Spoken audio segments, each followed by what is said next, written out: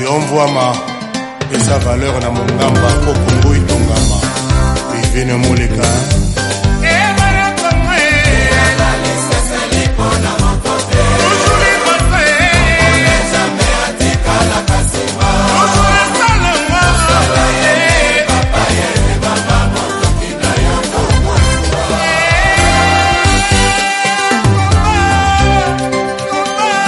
Voilà, chers auditeurs de Radio Air Libre 87.7 FM, nous sommes très heureux de recevoir aujourd'hui le prince Epenge.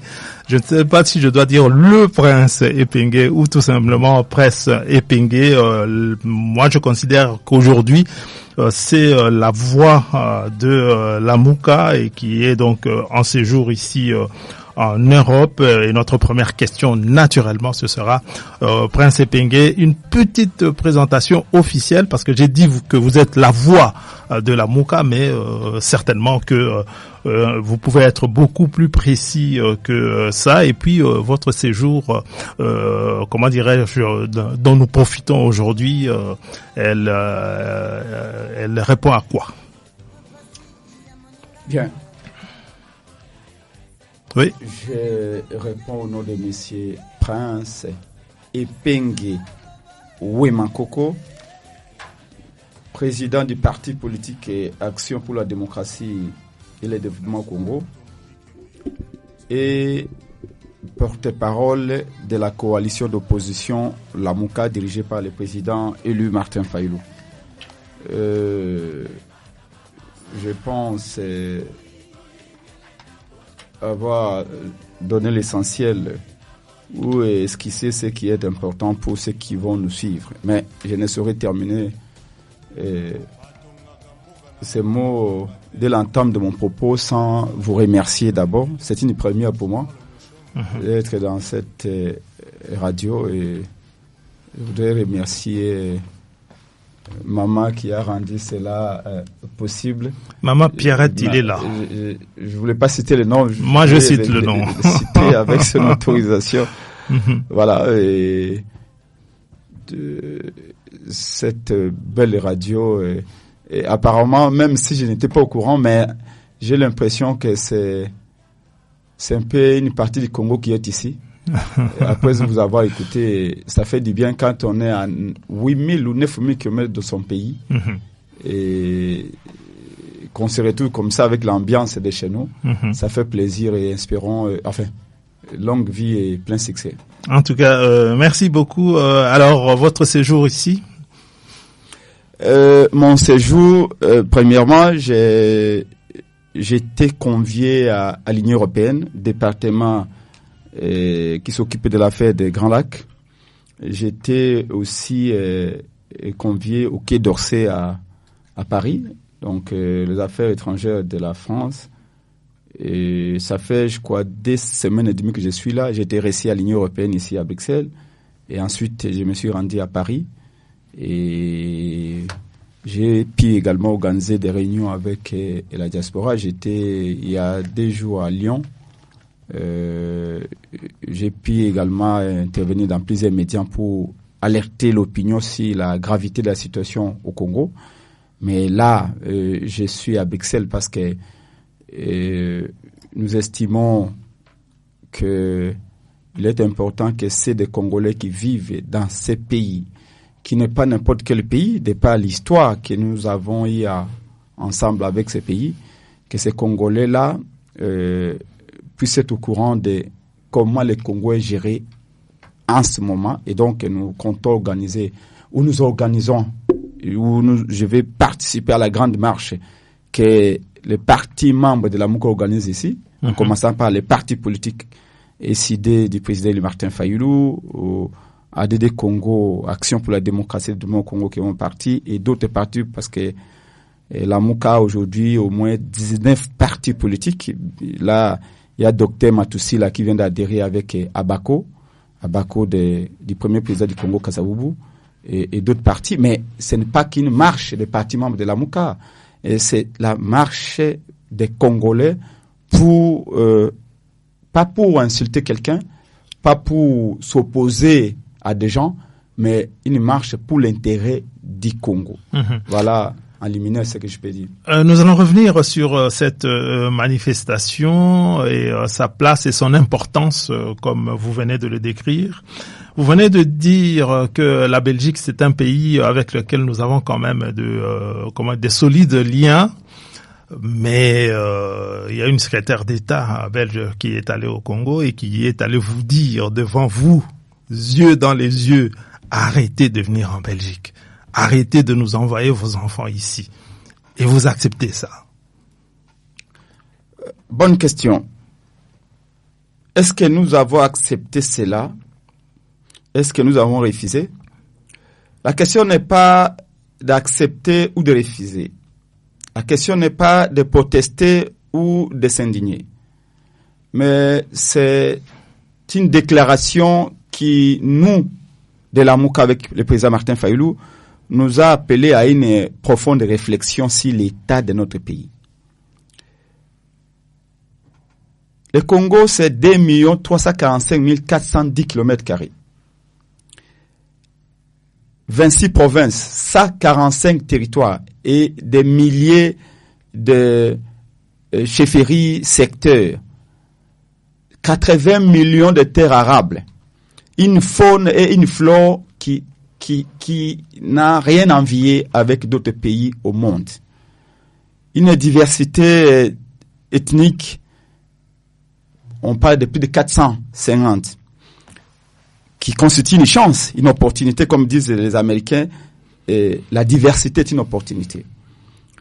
Un pays qui a connu des savants, qu'un citoyen belge, de se croire une autorité belge, arrive au Congo et se permet de vous regarder en face et vous dire ce n'est pas la peine de venir résider en Belgique. Loin de toutes préoccupations, de polémiques, de querelles des marchands de tapis et autres, tout intellectuel congolais doit être amené à dire il y a ça ne va pas. J'ai des récits ici et j'ai parlé à certaines autorités belges. Vous pensez que les Congolais fuient leur pays? Quelles sont les raisons? Évidemment, ils pensent tous que tous les Congolais qui viennent ici, c'est pour des raisons économiques. Mais je leur ai dit, c'est pas le cas. Ça veut dire que le Congo est devenu une forme de prison à ciel ouvert, que le Congo est devenu une forme de désert, des terres arides où on ne plante plus rien, on ne cultive plus rien. Donc pour nous, de la MOUCA, nous avons dit évidemment aux responsables belges qu'il faut aller beaucoup plus loin. Il ne suffit pas de dire aux Congolais de ne pas venir en Belgique. Mais il faut s'interroger sur comment le Congo est géré. Vous recevez le chef d'État congolais plusieurs fois ici. Est-ce que vous avez le courage de lui demander qu'avez-vous fait de votre pays? Cette question-là n'a pas été posée à Félix Tshisekedi. Pourtant, chaque mois, il est ici en Belgique. Donc pour nous, nous pensons que les Congolais ne viennent pas ici parce que tous viennent chercher une belle vie. Encore que je viens souvent ici, je ne vois pas cette belle vie. Le Congo a des problèmes, mais la seule chose qu'on peut demander à la Belgique aujourd'hui, c'est d'arrêter de soutenir des régimes qui appauvrissent le peuple, d'arrêter de soutenir des régimes qui transforment le pays à une véritable jungle où les lois sont bafouées au quotidien. Pour le reste des questions, c'est à nous, Congolais, de nous interroger sur comment nous gérons notre pays. Le Congo, dans l'hymne national, il y a un passage qui dit que c'est un don béni des aïeux. Et nous sommes pas loin de dire aujourd'hui que c'est un don maudit des aïeux. Il faut que l'on médite cela. C'est don béni. Pourquoi vous parlez de maudit, don maudit? Mais je sais parce pas que vous êtes incapable de gérer ce pays. Parce que certains d'entre nous sont incapables de gérer les pays. Non, la classe politique ne s'est pas suffisamment, comment dirais-je, montrée à la hauteur de la tâche. Hein. Et pas seulement, je parle pas que de la classe politique d'aujourd'hui. Depuis très très longtemps, on se pose des questions. Monsieur Matata Ponyo a dit dans une interview quelque part, il a dit que un des vrais problèmes de la RDC, c'est le leadership. C'est-à-dire que toute cette architecture de personnes qui doivent conduire et tirer le pays vers le haut, qui est très très très mauvais. Et au sein de la MOUCA, nous avions un programme. Nous avons un programme, voulais-je dire. Ce programme a été confectionné à Kisangani. Et dans ce programme, nous disons, il faut investir dans l'homme. Pourquoi la MOUCA avec Martin Fayulu, Prince Peng et les autres, nous disons qu'il faut investir dans l'homme? Parce qu'on a compris que le problème du Congo, c'est un problème d'homme. Quand on parle du leadership, évidemment, c'est qui un leader? C'est celui qui monte la voie. Et un leader, c'est celui qui redresse la barre. Un leader, c'est celui qui, de par déjà son comportement, inspire confiance. Et Matata n'a pas dit le contraire de ce que j'ai dit. Seulement, il ne suffit pas de parler de l'homme, mais il faut parler d'abord de soi-même. Nous sommes convaincus que le Congo, à tous les niveaux, l'élite institutionnelle comme non institutionnelle, les leaders politiques, les leaders religieux, les leaders sociaux, tous ont une part de responsabilité dans le chaos qui règne aujourd'hui au Congo. Je suivais encore Ejibama Piaye, qui après avoir reçu un don de Jeep, était en train de dire que non, il faut changer la constitution parce que la constitution a échoué. Si le Congo ne se développe pas à cause de la constitution, les textes ne sont plus adaptés. Vous comprenez que le problème du Congo est à tous les niveaux. Mais il faut, même si c'est à tous les niveaux, à chaque niveau, il y en a qui se distinguent. Maintenant, le mérite de chaque Congolais est de détecter dans ces tout les quelques éléments qui se distinguent, qui peuvent changer les choses, parce que nous n'allons pas non plus être dans le pessimisme général. Même parmi les traîtres, il peut y avoir un qui peut se distinguer. Et donc, notre effort à ce niveau-là, et c'est ce que je vais faire dans cette marche que nous avons organisée à Bruxelles le 16 mai ici, dire à certains Congolais, je suis ici, hein, excusez-moi, peut-être que je vais choquer les gens, mais dans ma petite été là, sincèrement, la vérité est la seule boussole. J'étais aux États-Unis et je remercie les Congolais qui m'ont fait visiter les États-Unis. J'ai fait 7 États en 15 jours, que je sois à Maryland, à Chicago, en Virginie, à New York ou ailleurs.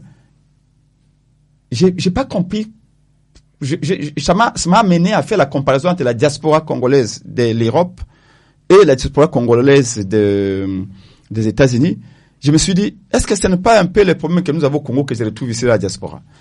Vous regardez, vous ouvrez le TikTok, les gens passent toutes les journées à s'insulter. Alors je me suis dit, bon, moi j'ai été élevé par un blanc, excusez-moi de parler comme ça, Pierre-Jacques Chaloupa.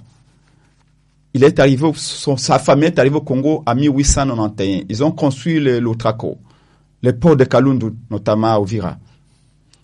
Et je pensais que quand on est au contact d'autres cultures, on apprend quelque chose, on ajoute quelque chose. Mais je ne peux pas comprendre que vous venez en Europe et il y a des gens qui raisonnent comme ici. Même en Bandaka, les gens raisonneraient mieux. Même à Bongandanga, même à Miabi, les gens raisonnent mieux que certains qui sont en Europe ici. Et ça m'a choqué. Alors, du coup, je me dis, mais c'est l'état de notre pays. Et voilà. Comment quelqu'un qui est en Europe peut faire son TikTok que pour inciter les autres?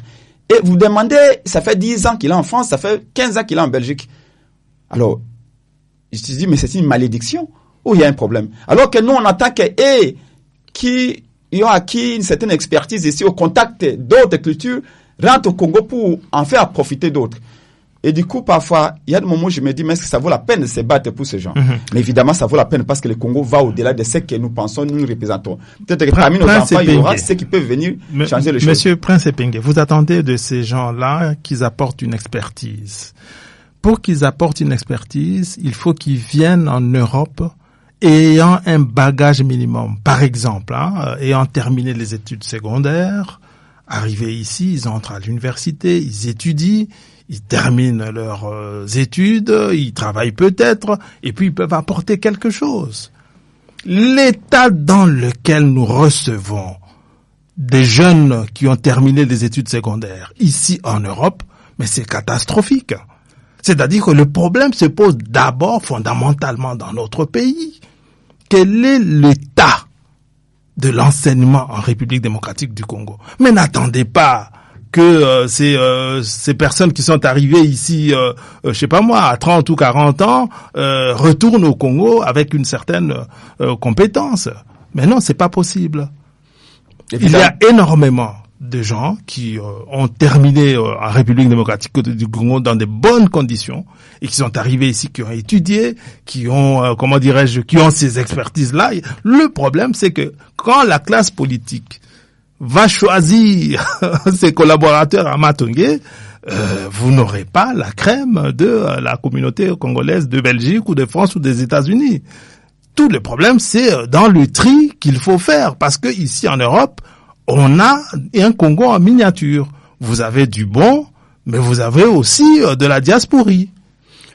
Évidemment, vous avez mis les doigts sur les nez du problème, et le problème est à deux niveaux. Le système éducatif congolais est moribond. C'est ça la vérité. La première dimension est celle-là. Vous savez, jusqu'aux années 1984, il y avait encore la gratuité d'enseignement. Mobutu finançait l'éducation. L'État finançait. L'État finançait, excusez-moi, l'État qui s'incarnait par Mobutu, parce que Mobutu s'est confondu à l'État. Vous avez compris? Après les programmes d'ajustement structurel, évidemment, parce que les dépenses, Mobutu faisait des dépenses folles dans les JMP avec les animations populaires et tout ça. Et la Banque mondiale, à l'époque, avait suggéré à ce qu'on réduise les dépenses de l'éducation. Je pense à 1984, vers 85, le budget de l'État en 84 était la part du budget national consacré à l'éducation était de 25%. Arrivé à 85, on avait réduit de 25% jusqu'à 5%. Donc, et l'éducation a commencé à dégongoler. La qualité de l'éducation, de l'enseignement. Jusqu'à ce qu'aux années 90, 93, les églises catholiques et les autres se sont mis d'accord avec les parents qui constataient que les enfants perdaient les niveaux. Et ils étaient obligés de demander aux parents de participer à l'éducation des enfants. Monsieur Prince Epenge, sans te couper, juste pour contextualiser ce que vous venez de dire, parce que c'est très important. En principe, ces décisions-là, ce n'était pas seulement sur les Congolais, c'était avec la plupart des pays africains quelque part, parce que c'était l'époque des programmes d'ajustement structurel. Exactement. Et les Camerounais, jusqu'aujourd'hui, quand ils arrivent ici, leur formation est bonne. Exactement. Les Burkinabés qui nous arrivent ici, leur formation est très bonne. Les Congolais qui nous arrivent, il faut trier. C'est il y a eu une étude qui a été faite en France il y a seulement quelques années. Dans la diaspora les populations africaines qui arrivent en France, les jeunes qui entrent à l'université, les Congolais de la RDC sommes les derniers.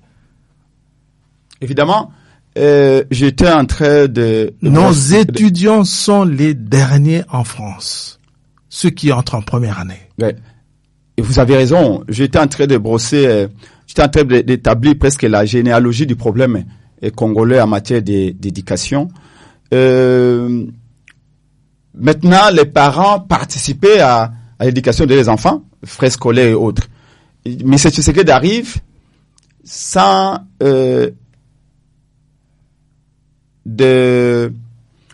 sans une discussion approfondie sur l'état des liens de l'éducation au Congo. il y remet la gratuité de l'enseignement pour des raisons purement politiques, parce qu'évidemment, à son Mais c'est constitutionnel. C'est constitutionnel, mais il l'a opérationnalisé. Je crois que c'est l'article 43 de la Constitution. Il l'a opérationnalisé sans prendre en compte les réalités. Moi, je vais souvent à l'Équateur, chez moi au Sankourou, au Kasaï et partout dans toutes les provinces du Congo. Il y décrète la gratuité de l'enseignement, ou je vais dire mieux, il y met en mouvement cet article-là, 43 de la Constitution. Ça se rend compte qu'il n'y a pas assez d'enseignants. Et même ceux qui y enseignent, entre guillemets, dans quelles conditions vont-ils enseigner? Et entre les maisons d'habitation et les écoles, les longues distances que les élèves, les enseignants doivent parcourir à pied, sans se poser la question, si nous mettons en mouvement l'article 43 de la Constitution en rapport avec la gratuité, combien d'enfants allons-nous avoir? Il faudra combien d'enseignants? Quelle est la masse salariale nécessaire pour s'occuper des salaires des enseignants? Toutes ces questions n'ont pas été posées. Au point même que les syndicats avaient déjà alerté. Mais rien à faire. Pour Félix Tshisekedi, c'était une exploitation politique qu'il voulait en faire. Comme conséquence, moi je peux vous dire, mes enfants étaient à l'école Mosengo. Je donne un exemple. Des miens, la charité bien ordonnée commence par soi-même. Mes enfants étaient à l'école Mosengo. Un politique doit d'abord penser aux autres. Non, je donne un exemple que j'ai vécu. Pour que vous soyez sûr de ce que je dis. Et mes enfants étaient à l'école privée Mosengo. Quand Félix a décrété la gratuité, avant la gratuité, les enfants étaient 3 dans un banc. Après la gratuité, dans un banc, il y en avait 6. Au père, mon fils me disait, bon, pour écrire, il fallait que je sorte de toutes mes forces pour sortir ma main sous le banc pour que je la pose presque sur la tête d'un autre enfant. Ça veut dire qu'il y avait une forme de surpopulation dans les classes, et un enseignant qui avait 30 enfants s'est retrouvé avec 80 enfants à gérer, alors que son salaire était presque le même, où on lui avait ajouté juste 3 ou 4 $. Voyez-vous? Donc, les problèmes se sont multipliés. Au point qu'aujourd'hui, les écoles publiques, c'est vide. Donc, j'ai utilisé cet exemple-là pour dire que c'est un exemple, c'est un cas que j'ai vécu. Mais également, il y a des milliers de cas. On m'appelle la peuple au Congo. Je reçois des doléances de partout. Donc, bref, ça, c'est une dimension des choses que l'enseignement, les niveaux de l'enseignement, c'est dégradé. La qualité de l'enseignement, c'est dégradé. Il y a des grèves partout. Avant de voyager, il y a 2 semaines à Kinshasa, les enseignants de Bassankus, à l'Équateur, ont fait 6 mois sans toucher un seul franc. Voyez-vous?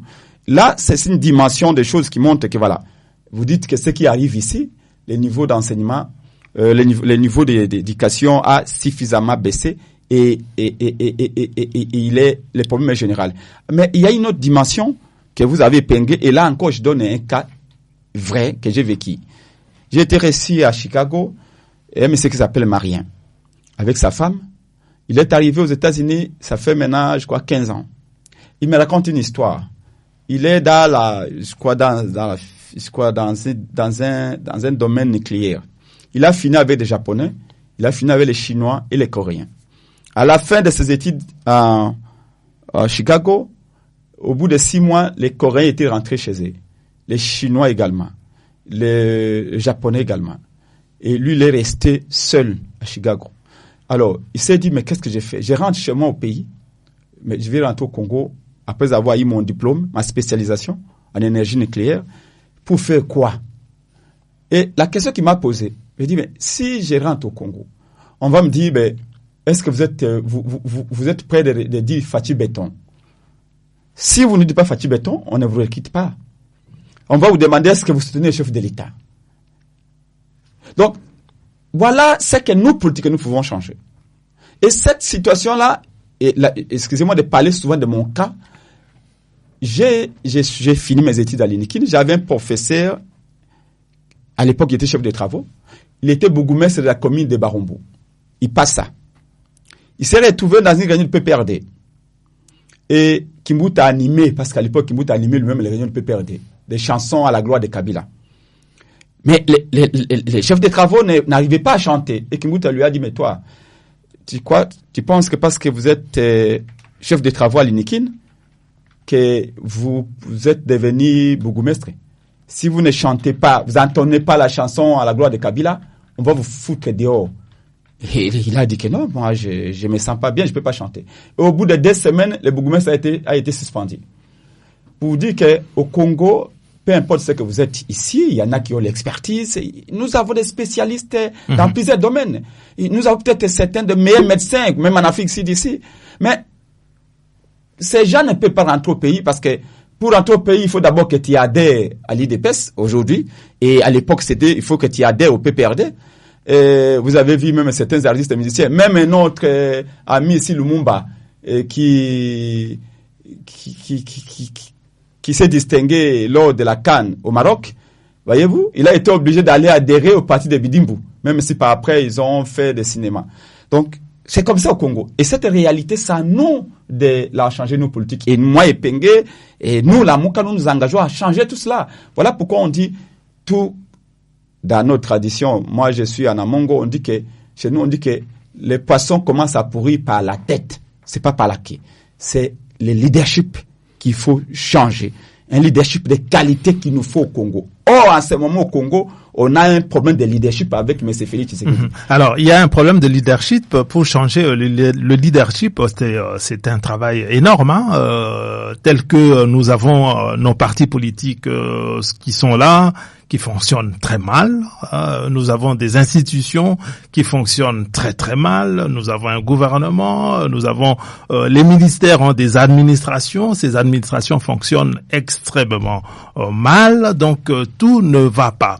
Et vous avez choisi comme piste pour résoudre les problèmes multifactoriels de la RDC celui du dialogue intégral pour tout le monde. Tout le monde doit participer à ce dialogue. Est-ce que vous pouvez nous expliquer pourquoi serait-il nécessaire que on discute avec Nanga dans ce dialogue-là? C'est une question que beaucoup de Congolais se posent. Pourquoi devrait-on faire venir des rebelles, ceux qui ont pris des armes contre leur pays, plutôt que de chercher d'autres manières de résoudre le problème? Pas seulement ils ont pris des armes contre le pays, mais ils se sont mis, ils ont accepté d'avoir le soutien massif d'un pays qui est contre le nôtre depuis des décennies. Pourquoi cette approche-là? Je commence d'abord par dialogue. Parce que on qualifie Martin Fayulu et Prince Pengue Lamuka d'être les pères du dialogue, oui. Parce que depuis 3 ans, nous nous battons pour qu'il y ait ces dialogues-là. Je vais être suffisamment modéré et humble pour dire que les dialogues, c'est la moins mauvaise solution actuellement au Congo. Là n'est pas le problème.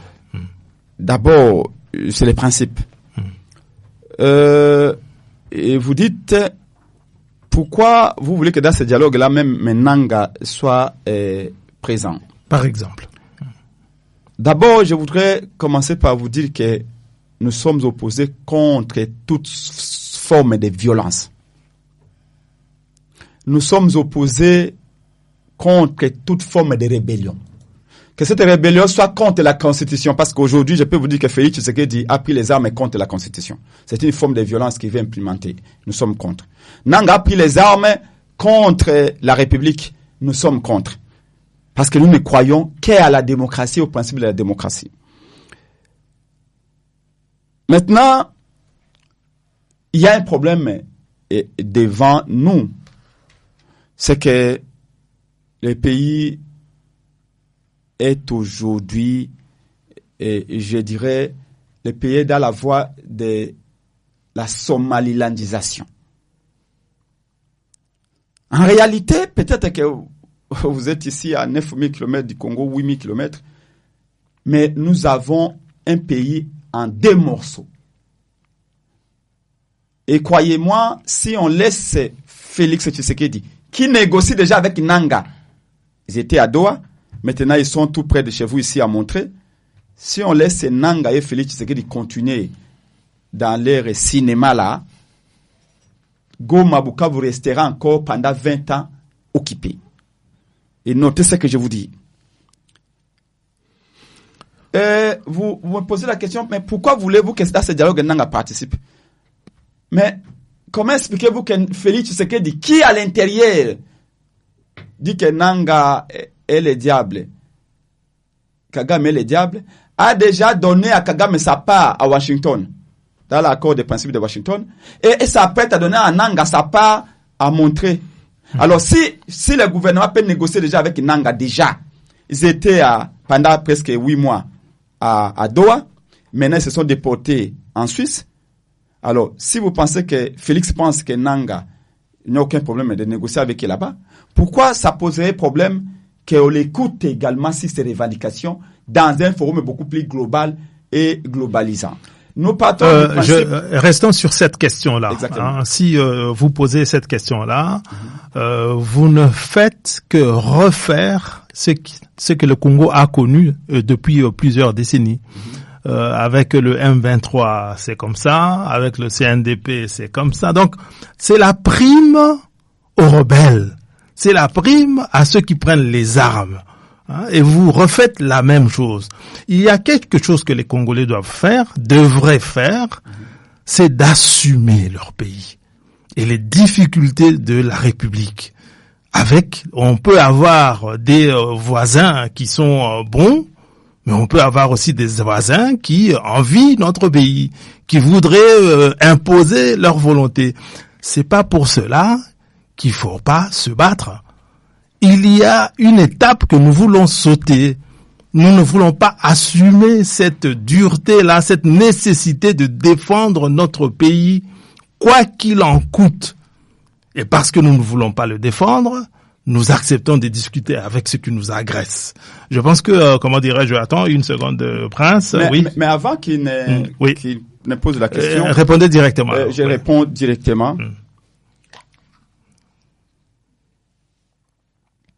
Un État, je l'ai dit comme ça, je suis politologue de formation, je voudrais, et je crois, dire comme faire ce que j'ai dit, que théoriquement, le Congo est un État.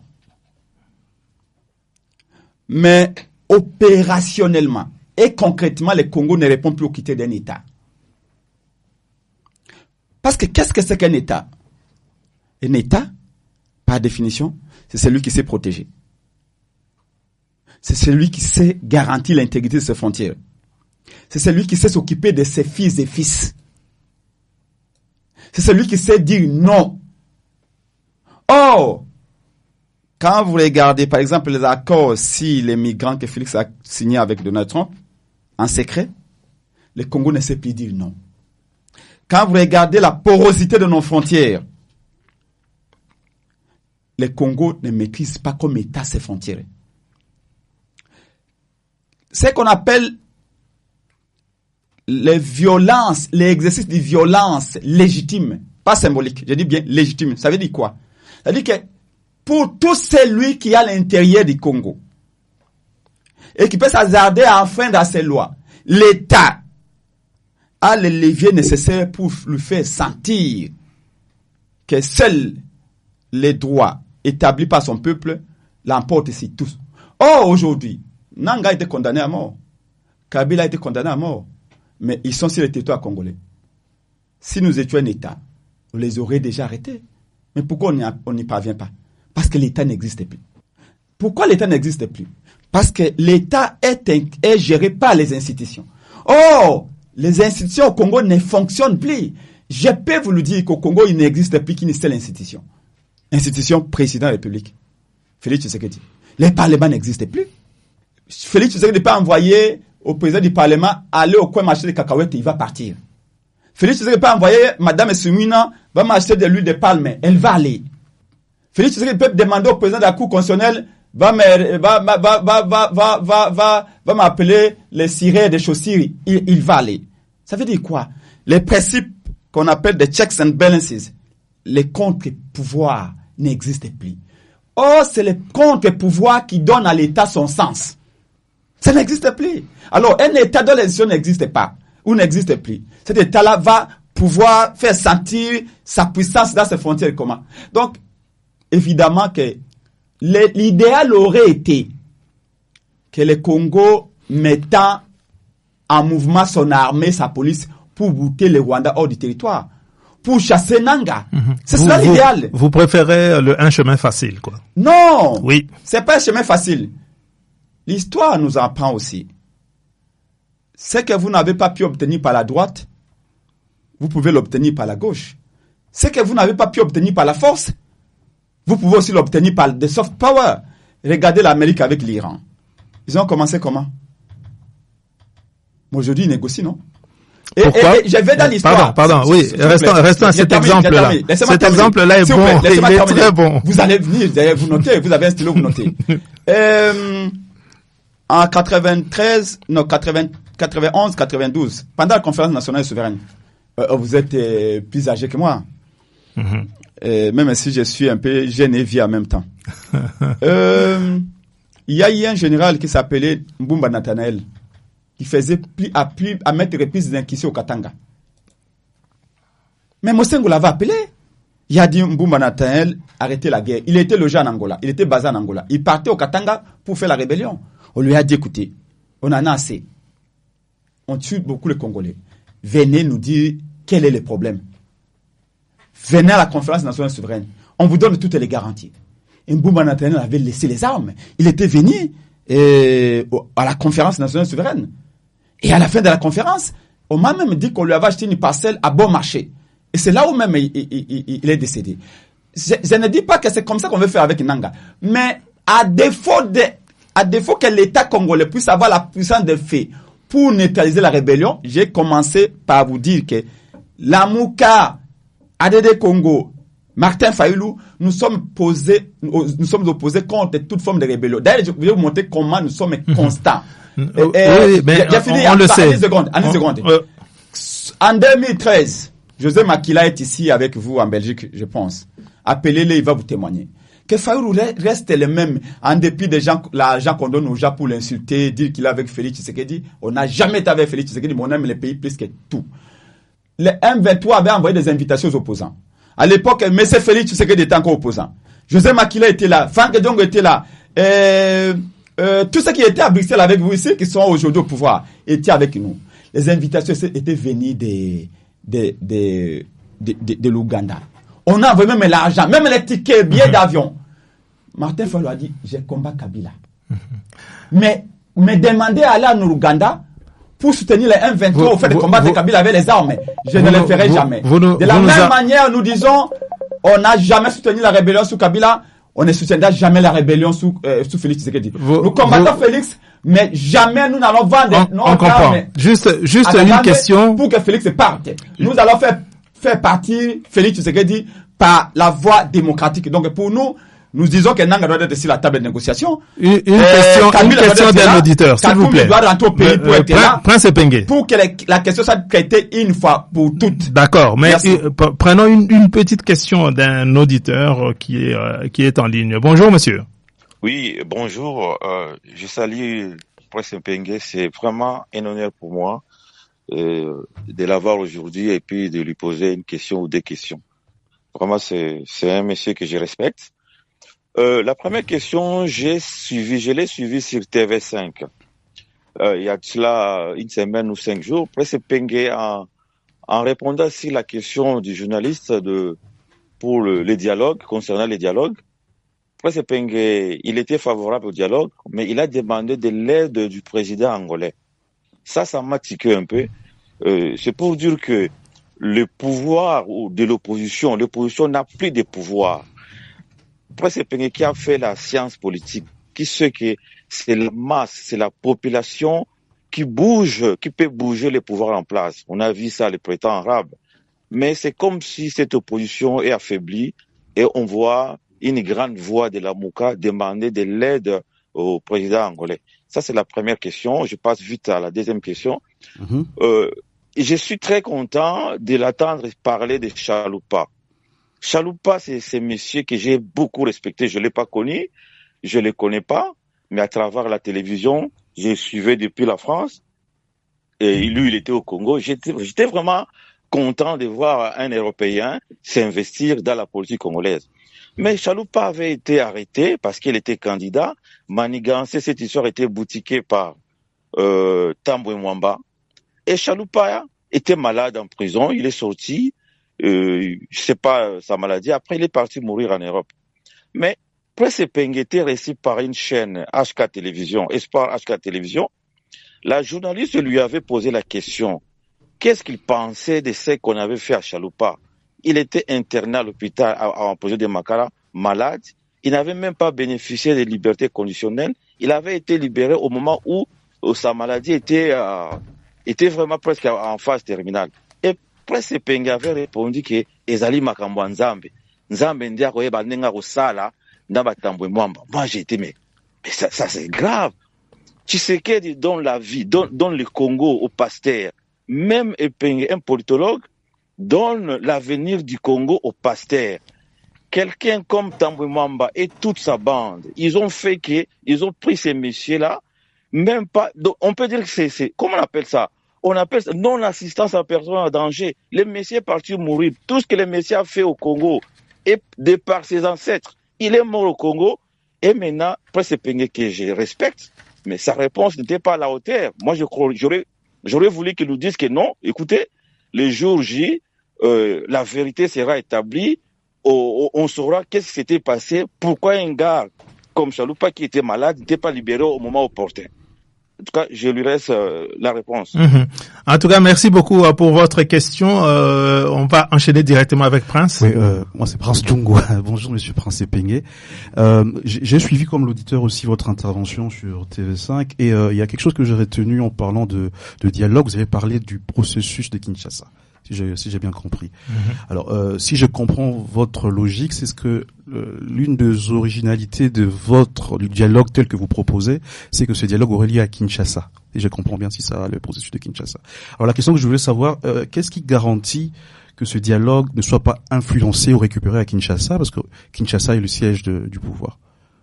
Voilà. Merci beaucoup, Ndoko. Je vous remercie pour cette question pertinente. Et je commence par l'auditeur, que je salue en passant. Parlant de Chalupa, je sais pas, d'abord une première précision, Chalupa est comme il a si bien souligné, Chalupa a été élu député national en 2006, ensuite après 11 mois au Parlement, on l'avait foutu dehors, et puis après on nous avait arrêté à 2 reprises avec lui. Et puis, on l'avait condamné à 5 ans de prison pour avoir usurpé la nationalité congolaise. Une histoire boutiquée de toutes pièces. Et puis, après, la prison, il avait attrapé le cancer en prison. On ne lui donnait pas son passeport. Je m'étais battu pour qu'on donne le passeport. Ça n'avait pas marché. Maintenant, il est mort à Kinshasa. Il a été enterré à Kinshasa. Moi et sa famille, nous avions fait le nécessaire.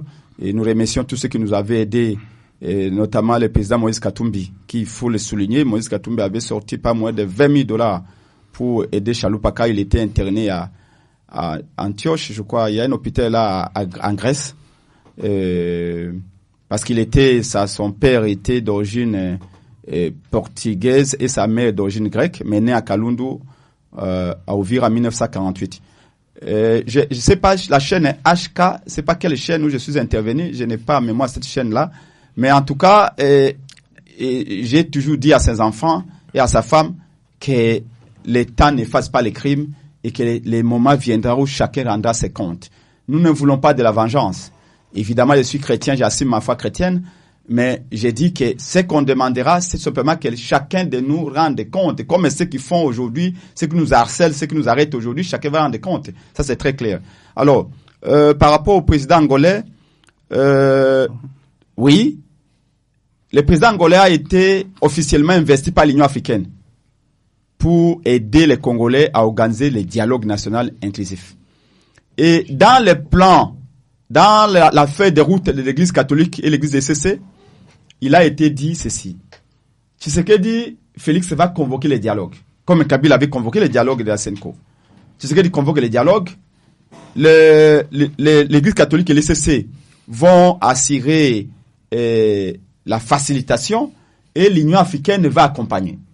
Voyez-vous, Félix convoque, l'Union africaine, la Senko et l'ECC font la modération et l'Union africaine, à travers le président angolais, nous accompagne. C'est comme ça que j'ai dit si TV5 nous demande au président angolais d'accélérer un peu.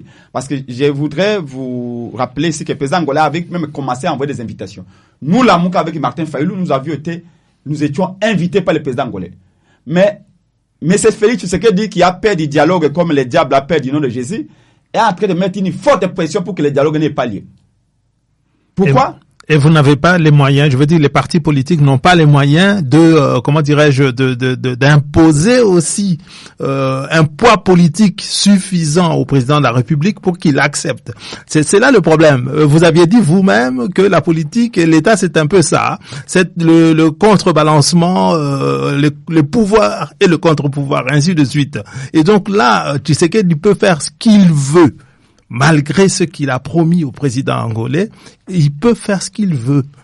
Et donc, quelque part, nos partis politiques d'opposition sont tellement faibles, en tout cas, n'ont pas encore trouvé par quel bout faire plier le pouvoir. C'est ça le problème. Merci beaucoup de me relancer, mais si vous m'avez laissé le temps, vous allez comprendre d'où je voulais en venir. Je vais aller vite parce qu'il nous reste vraiment quelques minutes seulement. Je sais que vous allez faire une prolongation de 10 minutes. Parce pas que du tout. Faut que je passe par ici. Pas du tout.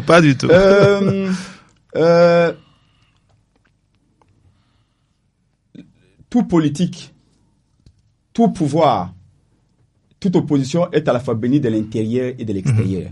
Parlons au micro, s'il vous plaît. Aucun État ne vit en autarcie. Même l'opposition, aucun pouvoir ne peut travailler en autarcie. On a besoin aussi de l'extérieur. Et la dimension africaine ou panafricaine devait être prise en compte. Donc, on a rappelé si le plan extérieur que le président angolais doit accélérer les choses. Parce que plus vite, plus tôt nous organiserons ce dialogue, mieux ce sera pour nos populations qui meurent. C'est ce qui intéresse Martin Fayulu. C'est là que la paix revienne, que l'on pacifie ou réunifie le pays. Vous savez, ça fait 4 ans que Bunagana est occupé par les Rwandais. Est-ce que vous savez que les militaires rwandais font des enfants, font des gosses avec nos sœurs à Bunagana? Les jours où les Rwandais se retirent, ces enfants, qu'est-ce qu'on en fera? Et vous savez que dans l'histoire du monde, la France se faisait quoi? La France faisait en sorte que ses plus belles filles allaient se marier avec la cour italienne pour avoir des influences diplomatiques, non? Ces enfants d'aimer. C'est comme ça que je dis que Félix ne comprend absolument rien dans ce qu'il fait. Parce qu'il comprenait, et quand il nous dit que non, bon, demain on verra, on va libérer. Mais les conséquences, laissez pas les Rwandais là. C'est pour des décennies, même pour des siècles. Il ne comprend pas ça. Et maintenant, je reviens sur notre rôle à nous. Non, on ne demande pas à l'Angola de jouer notre rôle. Nous faisons ce que nous devons faire. Quand nous avons parlé du camp de la partie, c'est quoi? C'est pour que, comme Mosé Kabila avait dit, ne jamais trahir la nation. Que tout Congolais doit se mettre debout contre la rébellion. C'est comme ça qu'avant que vous ne me coupiez, je disais que Martin Fayulu avait dit non à la rébellion sous Kabila. Et pourtant, nous disions que Kabila doit partir. Kabila était rwandais. Mais même sous Kabila, Martin Fayulu avait refusé de prendre les armes contre Kabila. Joseph Bankila est témoin. Les invités étaient venus. Fayulu est resté équidistant. Est resté aussi constant. Aujourd'hui, la même chose. Il dit, j'ai combat, c'est ce qu'il dit, mais je ne prendrai jamais les armes. La question de Prince sur Kinshasa. Je termine. Mais il vous reste 2 minutes. Je termine. 2 minutes. J'ai terminé. La question de Ndeko sur Kinshasa. Non. Quand nous disons les processus de Kinshasa, c'est un peu comme le Lumumba avait dit. Les solutions pour les problèmes du Congo, on les trouvera à Kinshasa. Ça veut dire que pas les enfants du Congo. Kinshasa incarne le Congo. Parce que c'est la capitale, c'est parce que la vitrine. Donc, ça ne veut pas dire que la réunion doit se faire à Kinshasa. Toutes les parties prenantes, nous devons nous mettre d'accord. Si certains se sentent en insécurité à Kinshasa, on ne peut pas organiser le dialogue à Kinshasa. Voyez-vous? Mais l'Angola, encore une fois de plus, l'Angola est un partenaire qui, rarement, dans l'histoire, en plusieurs reprises, s'est distingué de par sa façon de se comporter. Une manière neutre. Non seulement nous partageons une longue frontière avec le Rwanda, plutôt l'Angola, mais l'Angola, il y a des peuples de part et d'autre, et entre l'Angola et le Congo. Mais l'Angola nous est venu en aide à mettre reprises. Et l'Angola intéresse que le Congo se stabilise. Et donc, que le président angolais intervienne, c'est une bonne chose. Mais par contre, le Qatar, là où Félix Tshisekedi est avec Nanga, qui maîtrise là-bas. Au Qatar, Félix Tshisekedi a plus des intérêts financiers, personnels. Peut-être les gens ne savaient pas.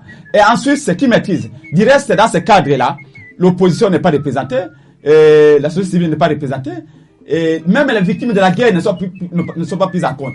Merci à ce beaucoup. Moment, je termine par là. L'opposition à ce moment. Vous avez vu la jeunesse de l'ECD sur le terrain. La jeunesse de la Mouka de Congo sur le terrain. Merci. On a tabassé. Merci beaucoup. Avant-hier, l'opposition est en train de travailler. Mais ce que vous voulez, c'est quoi? C'est de voir Martin faire lui-même sur le terrain, avec des masses comme il a toujours fait. Et croyez-moi, la politique, c'est aussi une question de stratégie.